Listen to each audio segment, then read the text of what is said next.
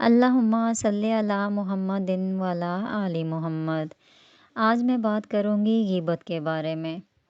آپ صلی اللہ علیہ وآلہ وسلم نے فرمایا، اگر تو نے اپنے بھائی کا وہ عیب بیان کر دیا جو اس میں ہے تو نے اس کی غیبت کی۔ ہلاکت میں ڈالنے والی چیزوں میں چغلی، غیبت، جھوٹ، بہتان وغیرہ، ان چیزوں کے بارے میں علم حاصل کرنا فرض ہے تاکہ ہم ان گناہوں سے بچ سکیں۔ فرمان مصطفیٰ صلی اللہ علیہ وآلہ وسلم ہے، آگ خشک لکڑیوں کو اتنی تیزی سے نہیں جلاتی جتنی تیزی سے غیبت بندے کی نیکیاں ختم کر دیتے ہیں۔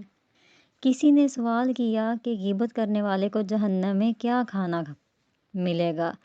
تو اس کا جواب ملا کہ غیبت کرنے والے کو جہنم میں مردار کھانا پڑے گا۔ سورۃ ھمزات میں بتایا گیا ہے، آیت نمبر اس کی پہلی آیت میں بتایا گیا ہے کہ تباہی اور بربادی ہے ہر اس شخص کے لیے جو دوسروں کے عیب ڈھونڈتے اور لوگوں کی پیٹھ پیچھے برائیاں کرتے ہیں۔ آج کل بھی بہت عجیب دور آ گیا ہے، ہم نصیحت کو توجہ سے نہیں سنتے، غیبت جو کہ دھوکہ ہے اسے ہم بڑی توجہ سے سنتے ہیں۔ اللہ ہمیں غیبت سے محفوظ رکھے، آمین۔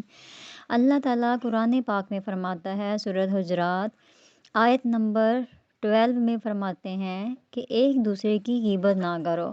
کیا تم میں کوئی پسند کرے گا کہ اپنے مرے بھائی کا گوشت کھائے؟ تو یہ تمہیں گوارا نہ ہوگا۔ کتنی اچھی باتیں ہیں غیبت کے بارے میں بتائی گئی، جو کہ ہم اس پر عمل نہیں کرتے۔ اللہ تعالیٰ ہمیں ہدایت دے اور ان باتوں کو سمجھنے کی توفیق عطا فرمائے، آمین۔ سبحان اللہ۔